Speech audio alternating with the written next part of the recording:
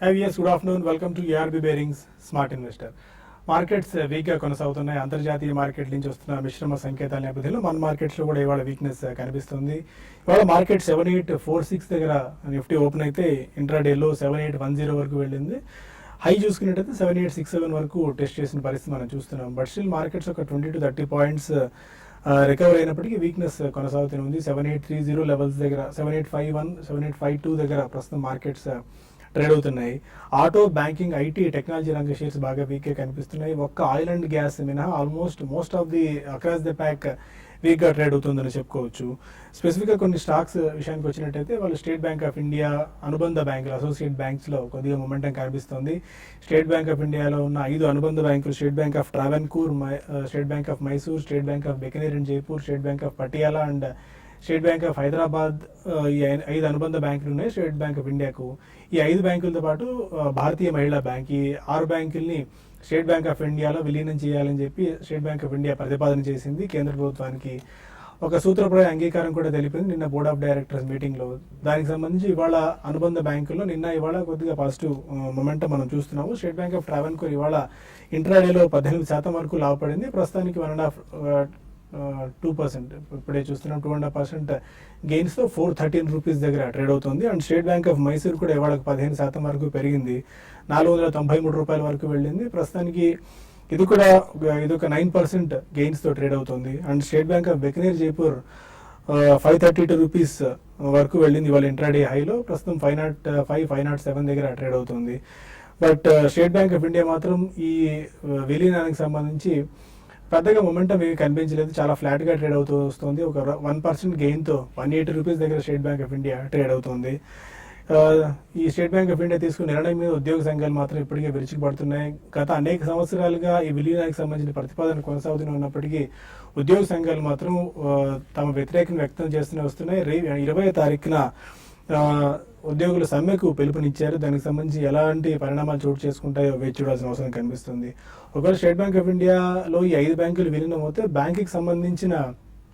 ఈ బ్యాంకుకి సంబంధించిన ఎక్స్పెన్సెస్ కూడా పెరగబోతున్నాయి. ఒక 100 బేసిస్ పాయింట్స్ వరకు ఎక్స్పెన్సెస్ పెరగచ్చు అని చెప్పి స్టేట్ ఎక్స్పెక్ట్ చేస్తుంది. మంత్లీ 23 కోట్ల రూపాయల వరకు అధిక భారం స్టేట్ బ్యాంక్ ఆఫ్ ఇండియా మీద పడబోతుంది. దానివల్ల నెట్ ప్రాఫిట్ కూడా కొద్దిగా తగ్గుతుంది. ఈ మెర్జర్ వల్ల పెద్దగా బ్యాంకుకు అనుగుణ ప్రయోజనం ఏమి లేకపోయినప్పటికీ ఒక అతిపెద్ద బ్యాంకుగా 37 లక్షల కోట్ల రూపాయల అసెట్స్తో ఒక పెద్ద బ్యాంక్ అవతరించే అవకాశం ఉంటుంది. కాబట్టి ఇది ఒక పాజిటివ్ మొమెంటం అని చెప్పి స్టేట్ బ్యాంక్ చెప్తుంది.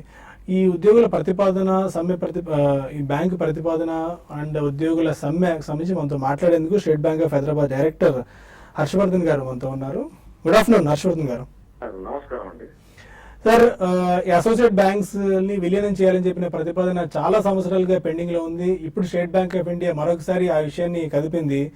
మీరు దీనికి సంబంధించి వ్యతిరేకిస్తే 20వ తారీఖున సమ్మెకు పిలుపునిచ్చారు. ఎందుకు వ్యతిరేకిస్తున్నారు ఈ ప్రతిపాదన మీరు? అంటే మేము అధికారుల సంఘం వ్యతిరేకించట్లేదండి, సిబ్బంది సంఘం ఎంప్లాయీస్ అసోసియేషన్ వాళ్ళు వ్యతిరేకిస్తున్నారు. ఓకే. ఆఫీసర్స్ అసోసియేషన్ గా మేము ఈ మర్జర్ని వ్యతిరేకించట్లేదు. అట్లా అని మర్జర్ని పూర్తిగా అంటే మా మెంబర్స్ కి మర్జర్ వలన కొంచెం బెనిఫిట్స్ ఉన్నాయనేటువంటి ఫీలింగ్ ఉంది. ఓకే. అయితే మా అధికారుల్ని సేమ్ ఫుటింగ్ లో స్టేట్ బ్యాంక్ ఆఫ్ ఇండియాలో విలీనం అయిన తర్వాత కూడా అదే ఫుటింగ్ లో పెడతారా లేదా అనేది ఒక ఇష్యూ, హెచ్ఆర్ ఇష్యూ అది. ఓకే. సో దాని గురించి మేము బోర్డు మీటింగ్ లో బికాస్ డైరెక్టర్ గా ఉండటం మూలాన నేను ఒక్కడే డైరెక్టర్ గా ఉన్నాను ప్రస్తుతానికి మా అసోసియేట్ బ్యాంక్స్ లో అధికారుల సంఘం తరఫున. సో నేను అక్కడ ప్రతిపాదించింది ఏంటంటే విలీనమైన తర్వాత మా ఆఫీసర్లని ఏ రకమైనటువంటి డిస్క్రిమినేషన్ ఉండకూడదు, తారతమ్యం ఉండకూడదు. ఎస్బీఐ ఆఫీసర్ తో కంపేర్ చేస్తే ఆ సేమ్ ఫుటింగ్ లో మా ఆఫీసర్లను కూడా ట్రీట్ చేయాలి. అంటే ఉద్యోగులు ఎందుకు వ్యతిరేకిస్తున్నారు సార్ మిగిలిన సిబ్బంది? ఎందుకంటే ఆఫీసర్స్ అయితే మీకు మెరుగైన ఫుటింగ్ ఉంటుంది కాబట్టి మీరు ఓకే అంటున్నారు. బట్ వాళ్ళు మాత్రం ఎందుకు వద్దు అంటున్నారు మిగిలిన సిబ్బంది? అంటే మిగిలిన సిబ్బంది ఒక ఫీలింగ్ ఏముందంటే అందరిలో ఇవి ఎన్నో ఏజ్ ఓల్డ్ బ్యాంక్స్, ఇవి ఒక కల్చరు, ఒక సపరేట్ హెరిటేజ్ ఉన్న బ్యాంక్స్ కదా ఇవన్నీ. ఈ కల్చర్ వేరు, ఆ కల్చర్ వేరు, ఎన్నో సమస్యలు దానివల్ల తలెత్తడానికి అవకాశం ఉంది.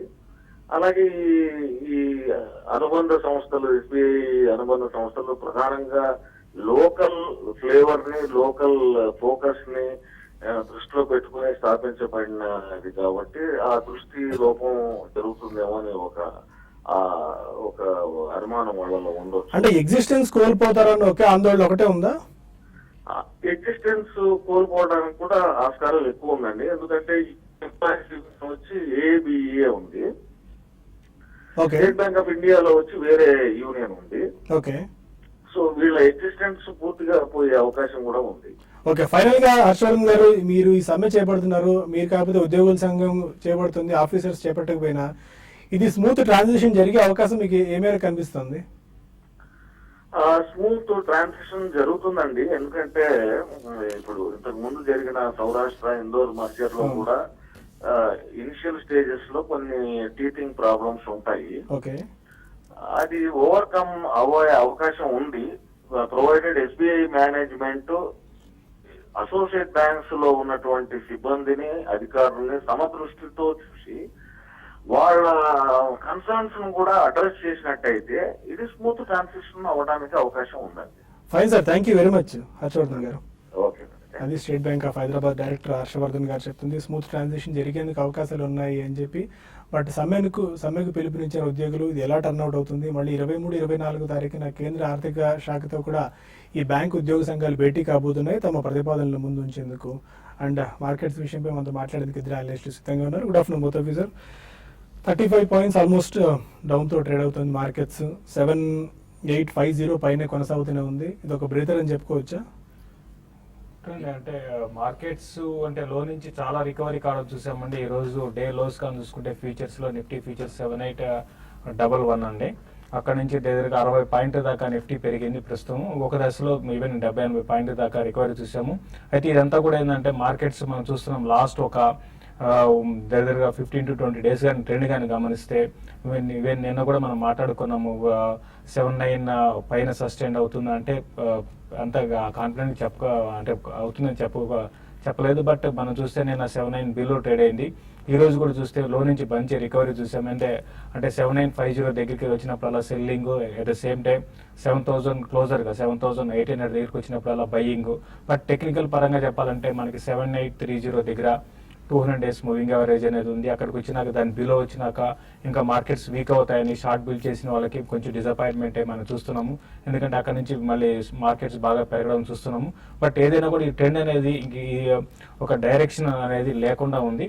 కాబట్టి ట్రేడ్ చేసుకునే వాళ్ళకి మాత్రం చాలా కొంచెం అంటే ఓపెనింగ్ గ్యాప్ డౌన్స్ ఓపెన్ కావడము, స్టాప్ లాస్ దగ్గర కావడం, ఇట్లా ఇది విధమైన ట్రెండ్ ఉంది. ఈవెన్ స్టాక్స్ బిహేవియర్ కూడా అదే విధంగా ఉంది. అంటే కొన్ని స్పెసిఫిక్ స్టాక్స్ మాత్రం అప్ ట్రెండ్ లో కొనసాగుతున్నాయి. మిగతా స్టాక్స్ అన్ని కూడా ఏంటంటే ఒక రేంజ్ బౌండ్ లోనే కొనసాగుతున్నాయి. ఒక రోజు అప్ ట్రెండ్, ఒక రోజు డౌన్ ట్రెండ్ లోనే.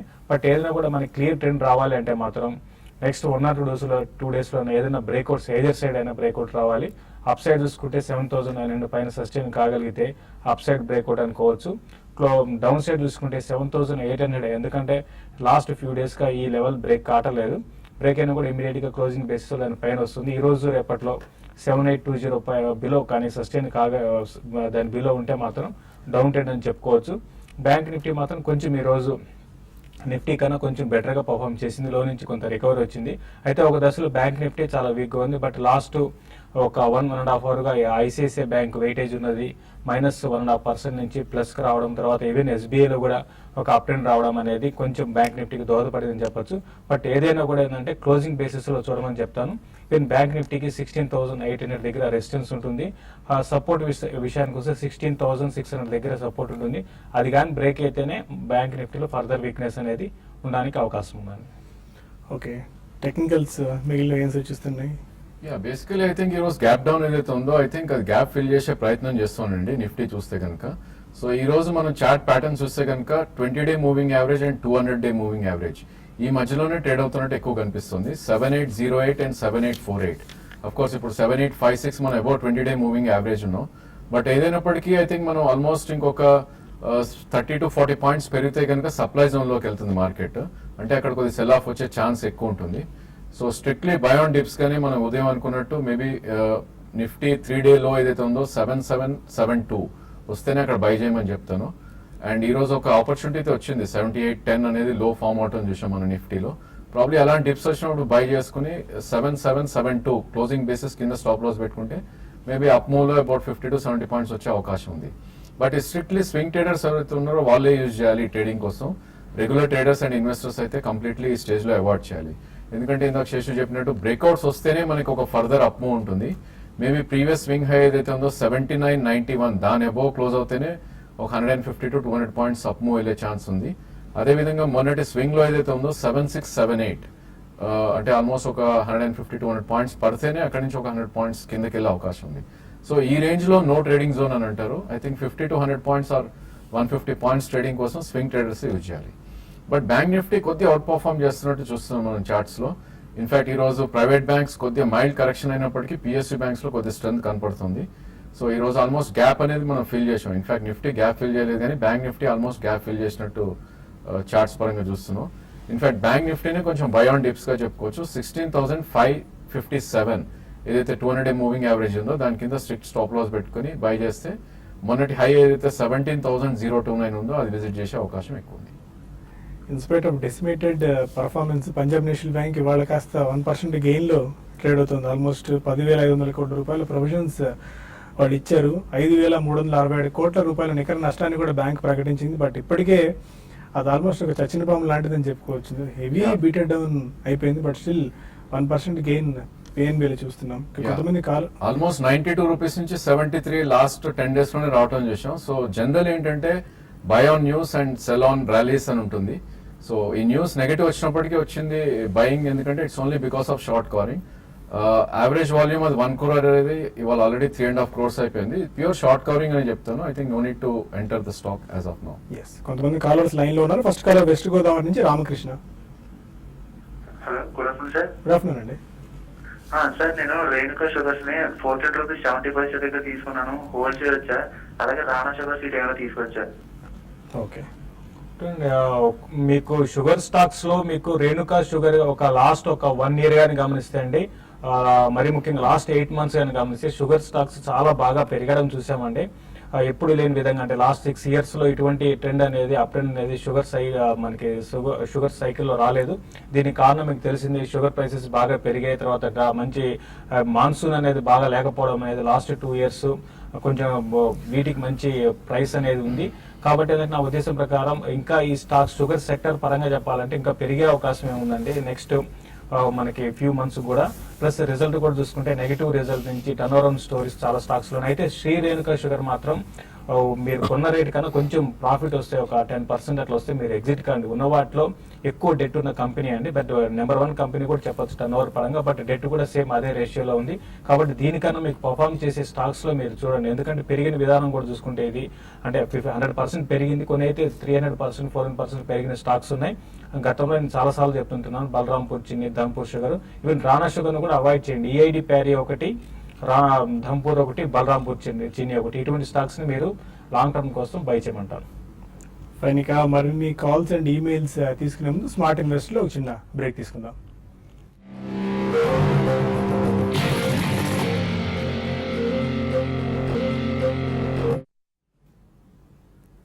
Welcome back. మరి కొంతమంది లైన్ కాలర్స్ ఉన్నారు. హైదరాబాద్ నుంచి దత్తు. హలో హలో, అడగండి దత్తు. నమస్కారం సార్. నమస్కారం, చెప్పండి. సింటెక్స్ ఒకటి వ్యాప్కో ఇండియా రిజల్ట్స్ ఉన్నాయి కదా అని చెప్పి తీసుకున్నాము.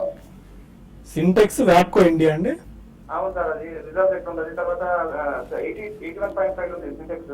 ఓకే, రోజు ఎందుకు పడిపోతుంది సింటెక్స్? మన రిజల్ట్స్ మంచిగా ఉంటుందా లేదా అని ఒకసారి.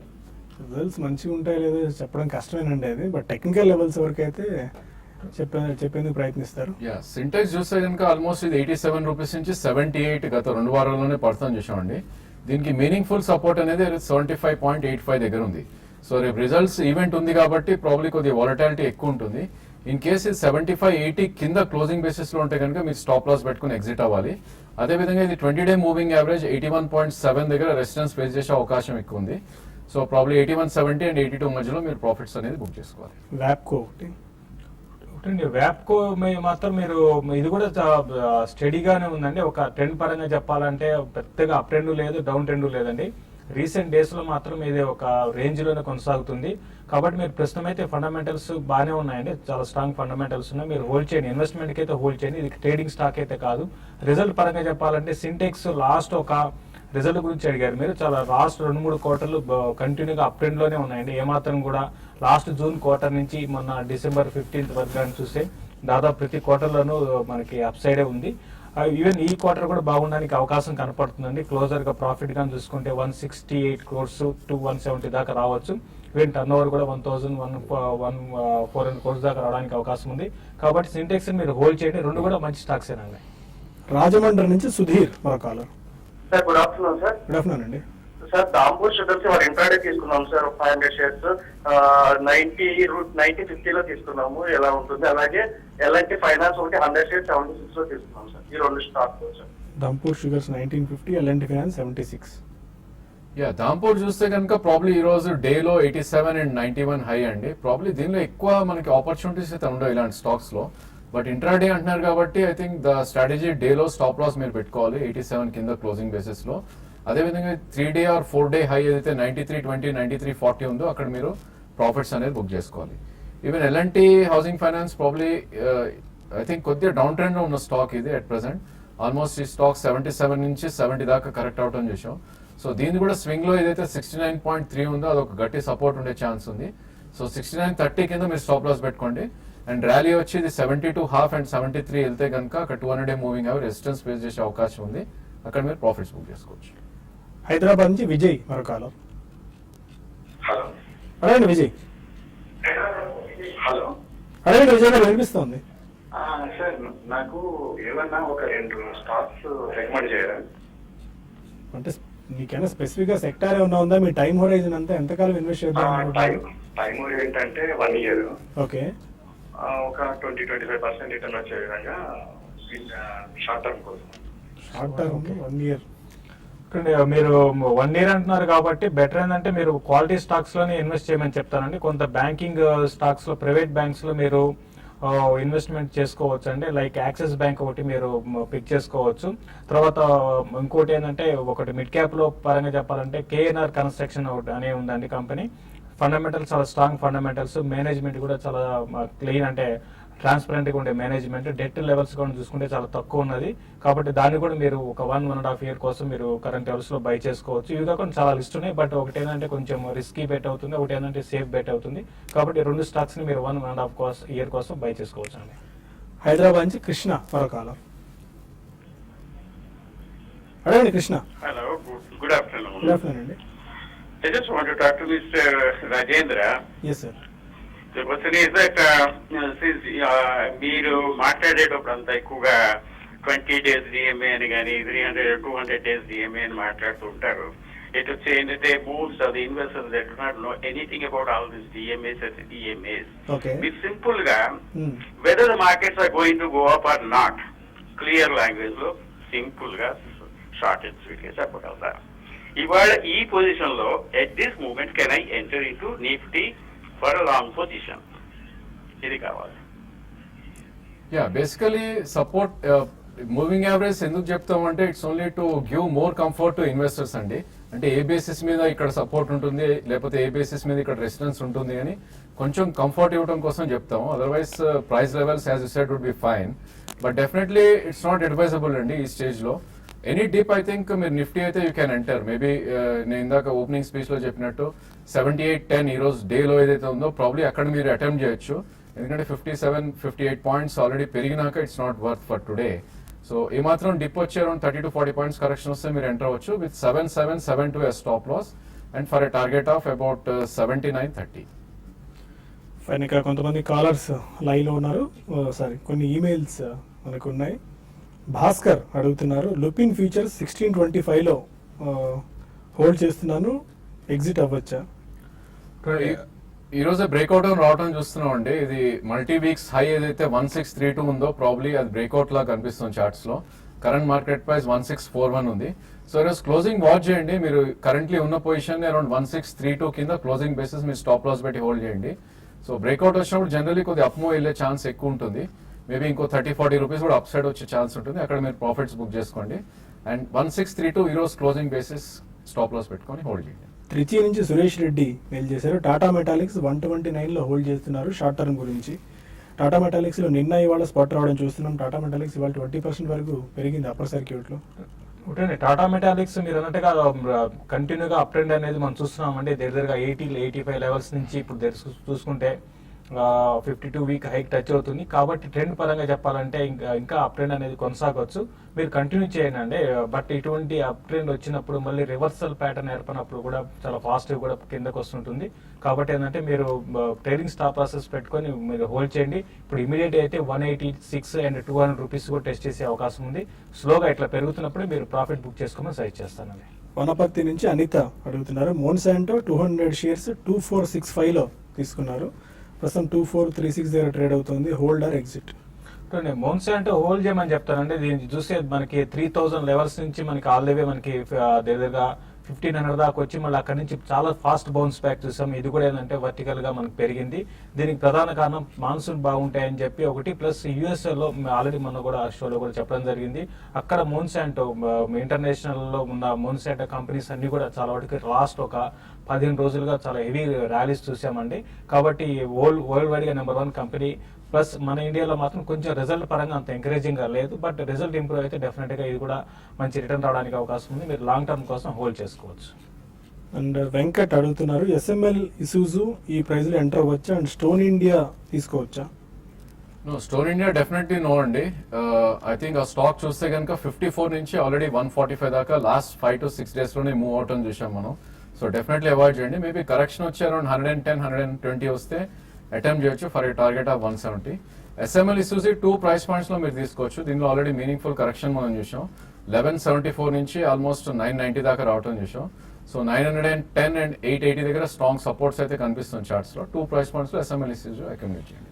రాజ్ అడుగుతున్నారు. గోడల్ కెమికల్స్ ఈ ప్రైస్ లో ఎంటర్ అవ్వచ్చా? ఇట్స్ ఎ బెటర్ ఐడియా అండి. ప్రాబ్లీ స్టాక్ మనకి ప్రీవియస్ స్వింగ్ హై అయితే 65 బ్రేక్ అయినాక ఆల్మోస్ట్ 96-97 దాకా వెళ్ళటం చేసాం. ఒక మైనర్ కరెక్షన్ మోడ్ లో ఉంది. మేబీ 88 and 90 దగ్గర కొద్దిగా అక్యుమిలేషన్ జోన్ గా చెప్పుకోవచ్చు. సో ఈ ప్రైస్ లో మీరు తీసుకోండి. బట్ ఇట్లాంటి స్టాక్స్ లో మీరు స్టాప్ లాస్ అనేది స్ట్రిక్ట్ గా పెట్టుకోవాలి. సో 84 మీరు స్టాప్ లాస్ పెట్టుకుంటే మేబీ 1 year లో ఇది 15-20% రిటర్న్ వచ్చే అవకాశం ఉంది. నరేందర్ అడుగుతున్నారు. టాటా కమ్యూనికేషన్స్ కరెంట్ లెవెల్లో అక్యుములేట్ చేసుకో బై చేయొచ్చా? అంటే దేనికో అంటే స్పెసిఫిక్ గా మెన్షన్ చేయలేదు. ఒకటే టాటా కమ్యూనికేషన్ అయితే ట్రెండ్ అప్ ట్రెండ్ ఉందండి. 450 మనం చూస్తున్నాము లాస్ట్ కొన్ని రోజులుగా స్టడీగా ఉండే తర్వాత 450 పైన సస్టైన్ కాగలుగుతుంది. బట్ ఇమీడియట్ ట్రెండ్ అయితే మాత్రం అప్ ట్రెండ్ కొనసాగే అవకాశం ఉంది. అయితే మార్కెట్ కండిషన్ కూడా చూసుకోమని చెప్తాను. బట్ ఇదేంటంటే ఎక్కువ మార్కెట్ అయితే వెళ్ళే అవకాశం ఉన్న స్టాక్ అయితే కాదండి. బట్ మీరు కరెంట్ లెవెల్స్ లో అప్ ట్రెండ్ ఉంది కాబట్టి మీరు బై చేసుకోవచ్చు అండి. ఓకే, ఫైనల్గా స్టిల్ మార్కెట్స్ 121 పాయింట్స్ డౌన్లో సెన్సెక్స్ ట్రేడ్ అవుతుంది. నిఫ్టీ కూడా సేమ్ అదే రేంజ్లో 38 పాయింట్స్ దగ్గర ట్రేడ్ అవుతుంది. 7852 దగ్గర. Any closing trading remarks? Closing పరంగా చెప్పాలంటే మార్కెట్స్ మనం చూస్తున్నామంటే ఒక రేంజ్ లోనే ఉన్నాయి లాస్ట్ ఒక 1.5 hour గా. అయితే ఇప్పుడు ఇమీడియట్ గా అయితే మాత్రం 7860 చెప్తారని నిఫ్టీ ఫ్యూచర్. అదే క్యాష్ నిఫ్టీకి 7850 బ్రేక్ అయితే ఇంకొంచెం వీక్ అయ్యే అవకాశం ఉంది. ఈవెన్ ఈ రోజు డేస్ లోస్ కూడా కట్ కావడానికి అవకాశం కనపడుతుంది. కొంచెం ఏదైనా కూడా లాంగ్ పొజిషన్స్ ఉన్న వాళ్ళు మాత్రం 7840 దగ్గర స్టాప్ లాస్ పెట్టుకొని లాంగ్ ను హోల్డ్ చేయమంటాను. షార్ట్ పొజిషన్స్ మాత్రం 7840 బ్రేక్ అయితేనే నిఫ్టీ క్యాష్ నిఫ్టీ ఫ్రెష్ షార్ట్లు కూడా అటెంప్ట్ చేయవచ్చు అండి. Fine, thank you very much both of you sir. ఇది వాళ్ళ స్మార్ట్ ఇన్వెస్టర్. రేపటి బిజినెస్ బ్రేక్ఫాస్ట్ మళ్ళీ కలుద్దాం. Stay with us.